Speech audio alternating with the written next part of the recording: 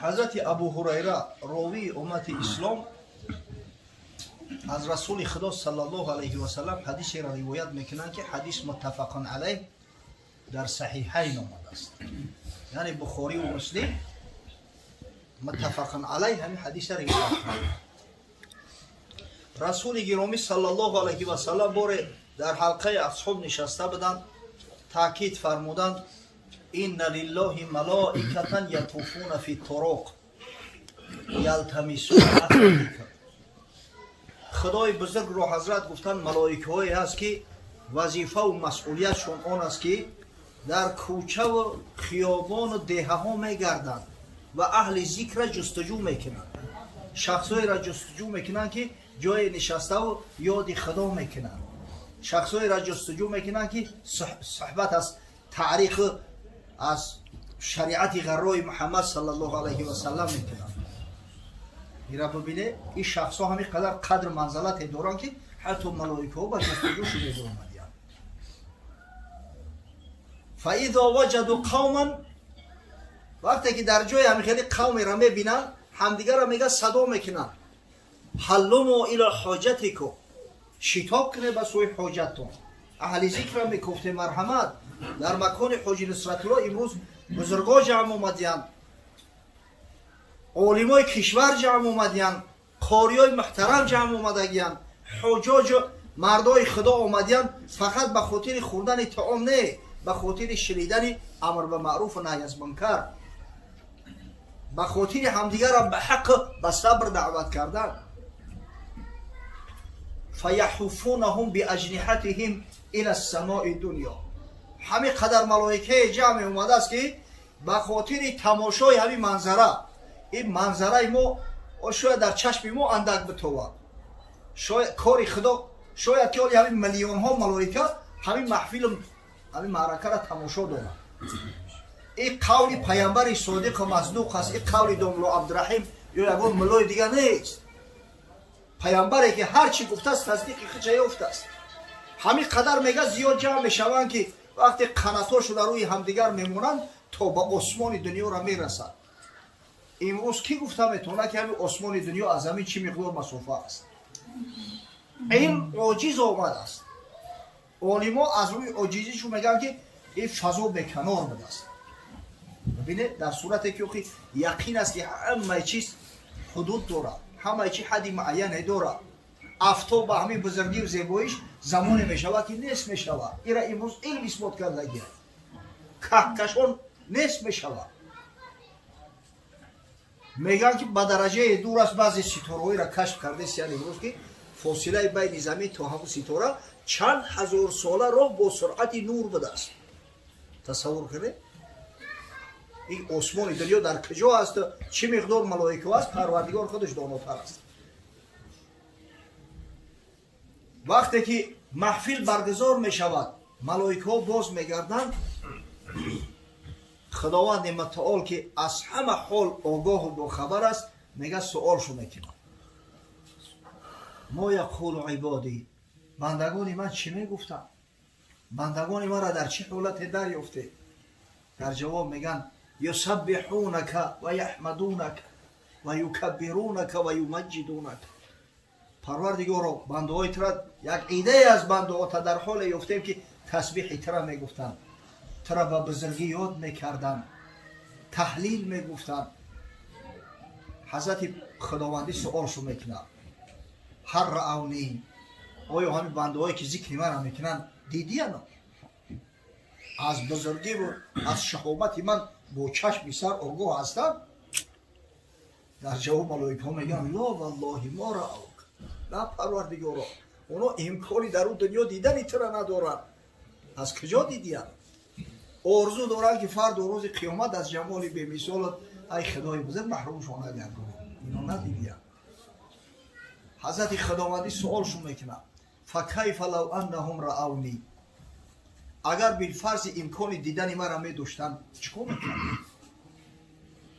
بعضی چیزایی است که فرضاً گفته میشود، در اصل امکان ندارد. مثلا در دنیا وقتی که حضرت گفت لن ترونی به حضرت موسی علیه السلام، اما ببینید تقدیرا میگم حضرت مولوی میگه خاله رو مویه بودی خالو شدی، این به تقدیر آمده است ار او بودی. اگر همین خاله که مویه میداشت او را تقوی میگفتن، میگه تقدیران میگه که اگر همین خاله تقوی میشید داری تقاگی میکرد. اگر بالفرض میدیدن چیکار میکردن؟ میگم پروردگار اگر میدیدن در عشق تو دیوانه میشیدن، دیگه دنیا را 5 دین قدر نمیکردن، دیگه در فکر زن فرزندشون نمیغلطیدن. دیوانه کنی هر ده جهانش بخشی، دیوانه ایتا هر ده جهان رو چی کرد؟ حضرت باز سؤالشون میکنن فما یسألونی، از من چی طلب دارنی بنده ها؟ یاد و ذکری من میکنم، تسبیح میگن، چی طلب دارن؟ هر کس یک امیدی داره وقتی که چیزی را جویا میشوه و پرسان میشوه. به هم یک کس که سلام کردی یا طمع داری، شاید طمع ثواب داشته باشی، شاید طمع آن داشته باشی که محبتی تو در قلبی همو جا شوه. یک سلام نشنوی ای مرد دین تا نگیرد آخرت آن آستین. اینا چی میخواهد؟ گفتن یسألونک الجنت، پروردگارا از تو طلب جنت دارد. حضرت با سؤال میکنن و هل رأوها، آیا همین بنده ها جنت دیدیم؟ در جواب ملائکه میگن والله ما رأوها، نه قسم به الله اونا امکانی دیدن جنت در دنیا ندارن. حقیقتا جنت نعمت های داره که سبحان الله. حضرت صلی الله علیه و سلم بور نماز میخور، حدیث امام بخاری است، میگه در همین وقتی خوندن نماز دست شمت پیش کرده به قفا کشید. بعد که سلام دادن از نماز خارج شدن، اصحاب بزرگوار که بسیار کنجکاو بودن، اگر اونا کنجکاوی نمیکردن، سوال نمیکردن، پاسخ حضرت به ما نمیرسوندن، امروز از کجا علم داشتیم؟ گفتن یا رسول الله لما کعکعت، ای حبیبی الله چرا دست بردی و با قفا گردوندی؟ حضرت گفت خدای تعالی حجاب از پیش چشمم گرفت، جنت نشانم داد. همه یک خشه انگور را دیدم مثل دانه های بریلیان می درخشد. همین ذوقم کرد، خواستم هم یک خشه را بکنم بیارم که شما یک تناول کنه مزه شو بچشی، اما میوه جنت به این دنیا آورده نمیشود. قسم به الله گفت اگر میچشیده تا روز قیامت مزه ما از دهن تو دور نمیشه. این جنت این خیلی نعمت های. میگه که اگر همین بنده ها امکانی داخل شدن به جنت می داشتن چیکار میکردن؟ در جواب ملائکه میگن اگر امکانی جنت دیدن می داشتن دیگه این نوش نعمت دنیا در چشم شویی چی نمیتافت، دلشون نمیکشید دیگه. این دنیا در یک مصیبت کده و یک غم کده در نظر شو میتافت. و کسی نعمت جنت هم ببینه این دنیا را چیکار شو میکنه؟ سبحان الله. حضرت در سنن ابن ماجه اومده است، حضرت صلی الله علیه و سلم میگه که مردی را که مدت 70 سال در دنیا زندگی کرده است و در حیاتش یک روزی خشه ندیده است، و همین خواری و زاری و فقر و کمبغلی و عذاب و عقوبت و درد رنج، میگه وقتی که از دنیا میگذرد الله ذوالجلال میگه که همین یک طرفت العین، همین یک چشم هم زدم، همین که در جنت بدرورینو بکشید تیز برودینش، برای که جنت ولی بعد قیامت بعد حساب کتاب مردم بدروین، همین یک ترش میکنن میکشن میبرورنش. سوالش میکنن که در عمر سرت یگان عذاب و مصیبت دیده؟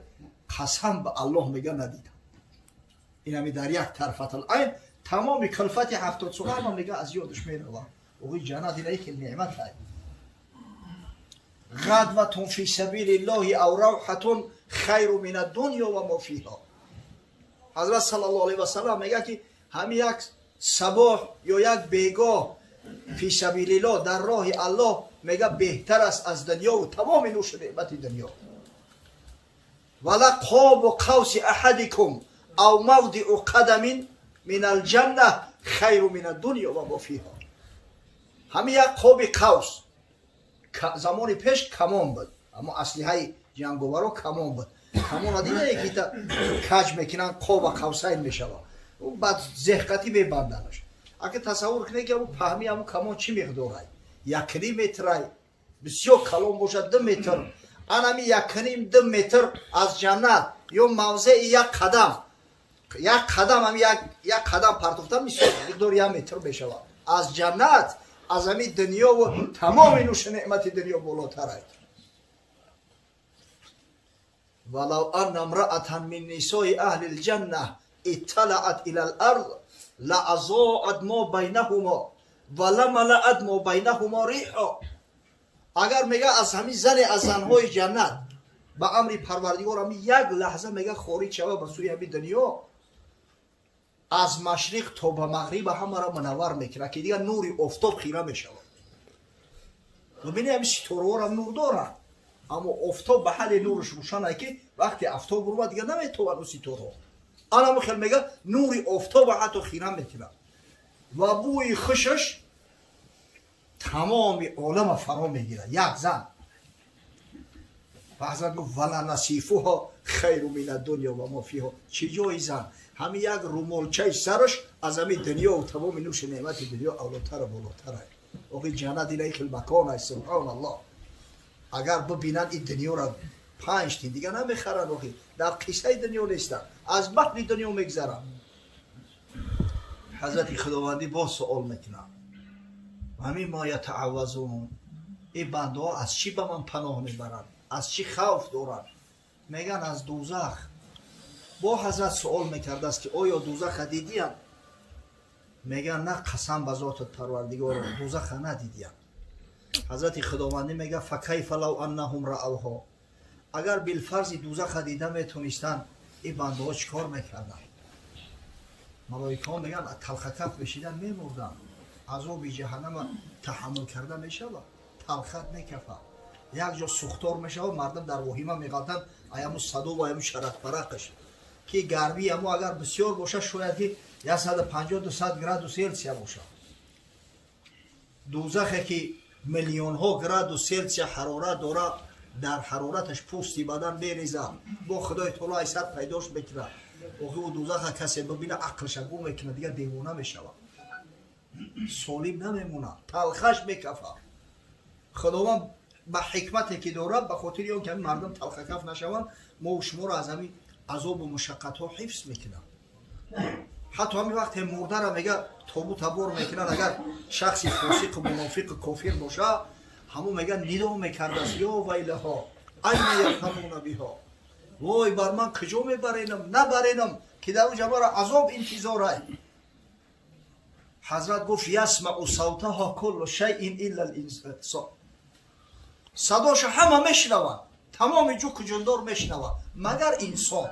همین قدرت پروردگار آدم آواز هم مرده را نمیشنوند. چرا؟ ولو سمعه لصیقه اگر بشنوش تلخش میکفه. دوزخ ببینه دیگه سالی میمونه. حضرت خداوندی میگه فاشهدکم انی قد غفرت لهم. ای ملائکه های عزیز شما را من شاهد گرفتم شما شاهدای من هستید که من گناه این بنده ها را بخشیدم. همین بنده هایی که اگر چند مرا ندیدین یاد و ذکر من را میکنن اگر چند جنت ندیدین از من طلب جنت میکنن اگر چند دوزخ ندیدین از ترس دوزخ به من پناه میبرن من گناهم یا را بخشیدم خطی عوف بالای معصیت چو کشیدم. همین وقت میگه یکی از ملائکه ها قایم میشود میگه یا ربی فیهم فلان لیس منهم. پروردگارا گفت در بینشون یک نفر است او امر معروف گوش کنی نه اومده است او اهل ذکر نیست اومده است کشبریان بزنه پیستوی 70 سومه را بزنه شکمش سیر کنه. آیا گناه همین را میبخشی؟ چیست دست رو چای غلطی دست خراکی خلیه ورا دیده خیلی میگه میرم همچه شکم سیر میکنه همین را میبخشی. حضرت پروردگار میگه ببینید اینجا حدیث قدسی اومده است پیامبر صلی الله علیه و سلم از نام الله گفته است از بس که در قرآن است اینا کلام الله نمیگه اما حدیث قدسی است. حضرت خداوندی گفت هم الجلساء لا یشقی بهم جلیسهم. علمای امت حبیب من محمد صلی الله علیه و سلم قاریای ای امت داعیای ای امت همنشینای خوب صالحی هستند که هرگز نمیگذارن که همنشیناشون در گمراهی و در جهالت باقی مونن. البته دعوتشو میکنن، نصیحتشو میکنن، شاید به بعضی ها نفوره اما تأکیدی در تأکیدشو میکنن تا اینکه اما همنشین مقصد اصلاح شود، تو در گمراهی و در جهالت باقی نمونه. میکشن هم از دامنش و سوی راه راست هدایت و سوی جنت میبرنش. سبحان الله. صاحب دل به مدرسه آمد زی خانقاه، بشکست عهد صحبت اهل طریق رو. شیخ سعدی حضرت میگه یک صاحب دل خانقاه را ترک کرده مدرسه اومد. گفتن میان عالم و عابد چی فرق بود تو برگزیدی تا از آن این فریق را؟ گفتن ای حضرت بین عالم و عابد چی فرق است؟ که در خانقاه عابدا هستند، در مدرسه عالما. چی فرق است که تو او را ترک کردی، کیدت شو کردی، پیش ای اومدی؟ گفتان گلیم خیش برون میکشد زی سیل، این سعی میکند که بگیرد غریق را. فرق شما گفت در این است که او مرده که عابد فقط همون گلیم خیش ای سیل میکشد، جونک خیش خلاص میکند. اما این بیچاره عالم سعی میکنه که با دست یک بوده میره که غرق شده بکشه و ببره. و خدا قسم این محفل و مجلس ها بسیار محفل و مجلس های لازمه هستند. ما نمیدونیم، بعضا اهمیت نمیتیم، بعضا با همدیگر صحبت میکنیم، بعضا میگیم ای کی دمش میگرفته باشه تیزتر دعا کنیم بخیزیم و پشت کار مبریم.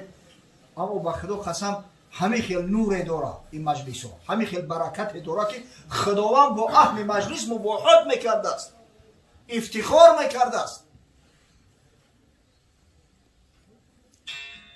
میگه بوره رسول گرامی صلی الله علیه و سلم خارج شدن به سوی مسجد که یک ایده از صحابه نشستند. گفت ما اجلسکم، حدیث امام مسلم است، ما اجلسکم، چی سبب شده است که شما را گرد آورده است سرجم شیشته اید؟ گفتن جلسنا نذکر الله و نحمده علی ما هدانا للاسلام و من نبیه علینا. یا رسول الله گفتم با او خاطر شیشتیم که حمد ثنای خدا را بگیم، یاد و ذکر خدا کنیم که خداوند ما را هدایت کرده است، خداوند ما را اهل اسلام گردانده است.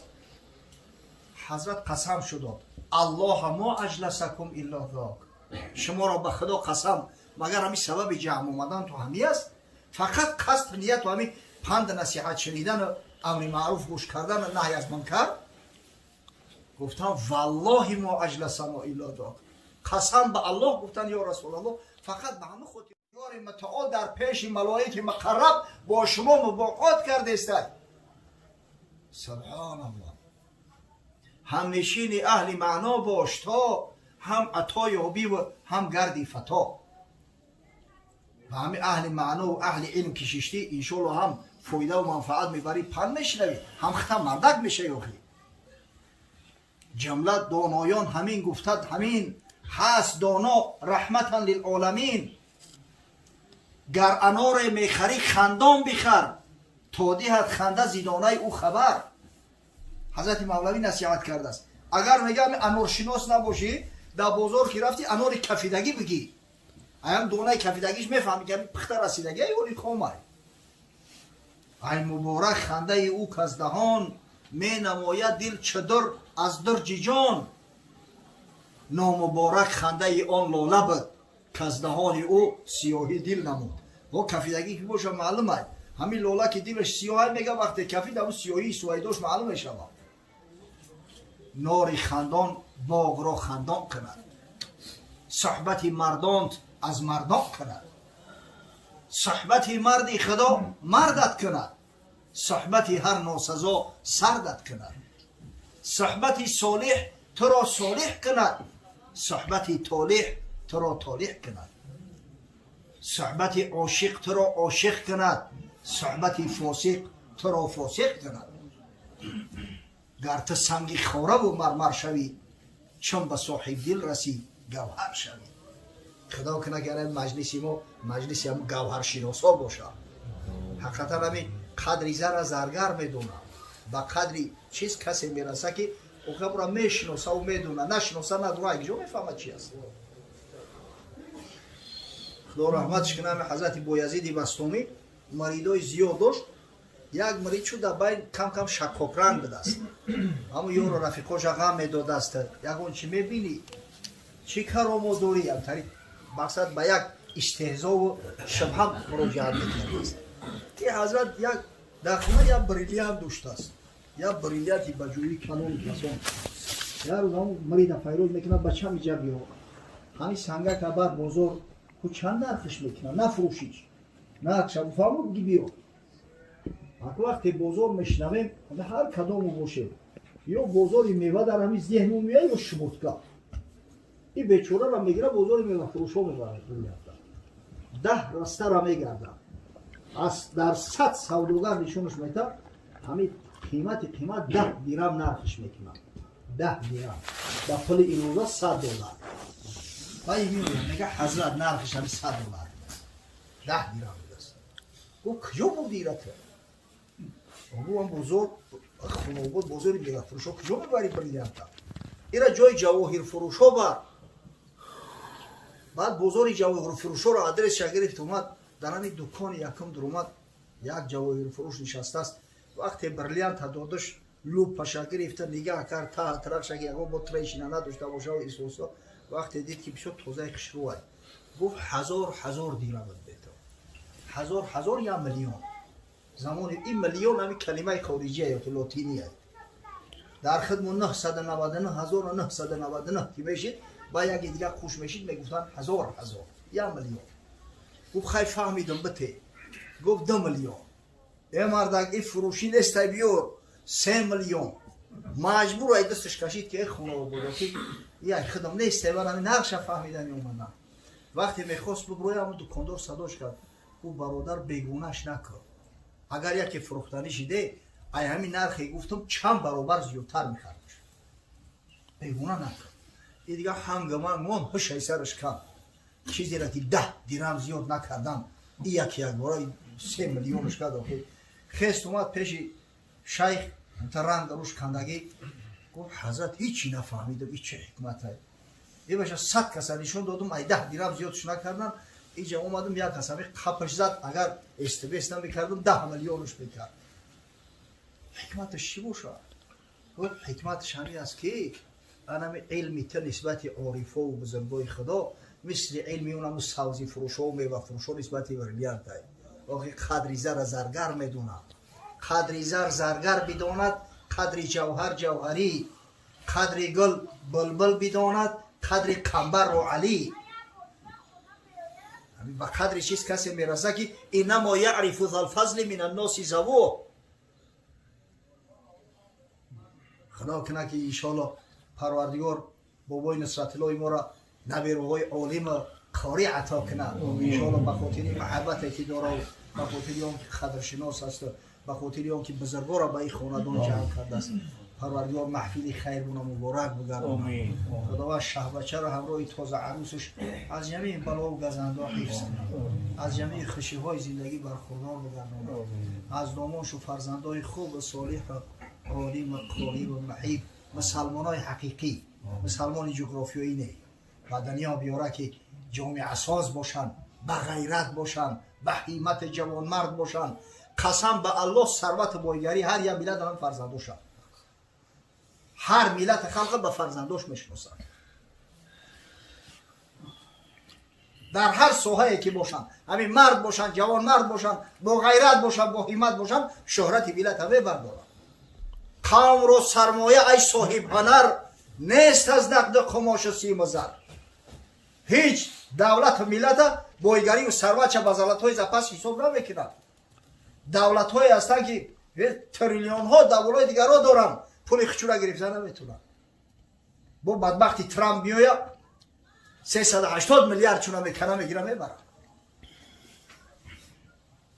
خب کادر که ندارن تربیه نکردن فرزندای خوب به غیرت ندارن از خودشون دفاع کردن نمیتونن اما خیلی خور و ذلیل میمونن قوم را سرمایه ای صاحب هنر نیست از نقد قماش و سیم و زر مال او فرزندهای تندرست تر دماغ و سخت کوش و چاق و چست خداوند هم خیلی فرزندهای تندرست و تر دماغ و چاق و چست براشون عطا کند و پروردگار این محفل خیر محفل های به این مانند سبب زیاد شدن فرزندای حلال زاده، سبب ریشه‌کن شدن فسق فساد حرام زنا در جامعه قرار دهد.